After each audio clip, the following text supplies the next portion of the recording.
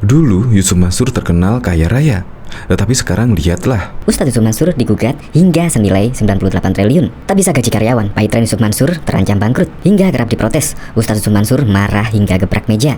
Saya ngamen demi kalian, mau Anda patungan?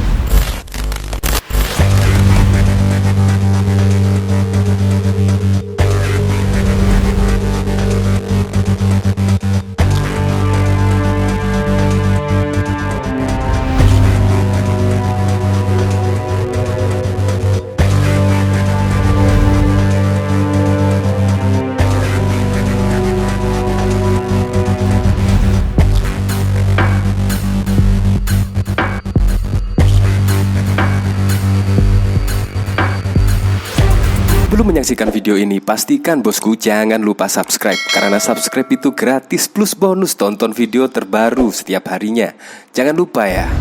Yusuf Mansur tak menyangka akan berakhir seperti ini.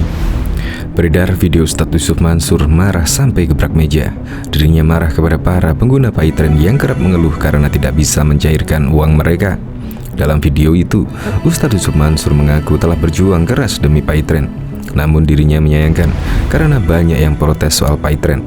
Sebagian pengguna Paitren mengaku mengalami beberapa masalah, diantaranya ialah tidak bisa mencairkan uang milik mereka. Dalam video itu, Ustadz Yusuf Mansur mengaku Paitren membutuhkan uang sebesar 1 triliun. Kemudian dirinya menyinggung pihak yang protes. Mau Anda patungan? Ujar Yusuf Mansur. Kau ngomongnya begitu tuh, transaksi kagak bisa, kagak jadi cair, duit gua hilang, aduh semuanya ngomongnya, ujar Yusuf Mansur menjelaskan. Video itu diunggah oleh channel YouTube ENN Indonesia pada Rabu 30 Maret 2022 dengan judul Yusuf Mansur kembali marah-marah sampai dobrak meja. Emang kita ngurusin saham itu emang ngurusin apa?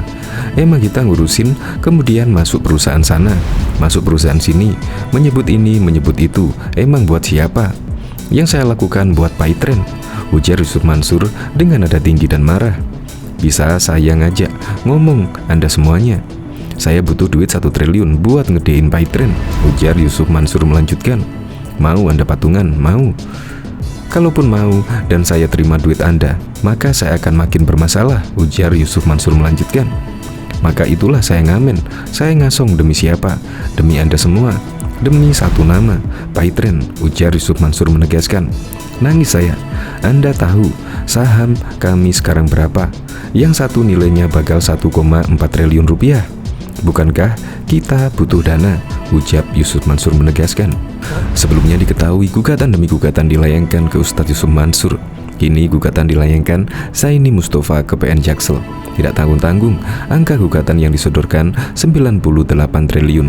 Sebagaimana dilansir Sistem Informasi Penelusuran Perkara Pengadilan Negeri Jakarta Selatan SIP PPN Jaksel Kamis 13 Januari 2022, 4 pihak dijadikan tergugat oleh Zaini, yaitu PT Adi Partner Perkada, Adiansyah, Jam'an, Nur Khotib Mansur alias Yusuf Mansur, Lias H. Yusuf Mansur alias Ustadz Yusuf Mansur alias UYM, Baitul Mal Waltawil Darussalam Madani.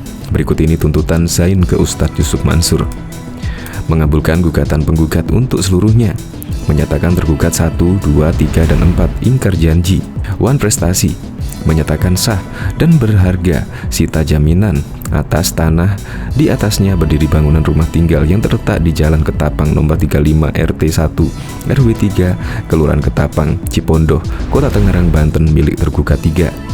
Tanah di atas berdiri bangunan ruko yang dibangun sebagai kantor Baitul Mal Watawil Darussalam Madani alias BMT Darussalam Madani yang terletak di Ruko Press Market Blok FMR 6 nomor 18 Jalan Boulevard Kota Wisata Desa Ciangsana, Kecamatan Gunung Putri, Kabupaten Bogor, Jawa Barat, milik tergugat 4. Menghukum tergugat 1, 2, 3, dan 4 secara tanggung renteng membayar kerugian material dan imaterial kepada penggugat seluruh sebesar 98 triliun 718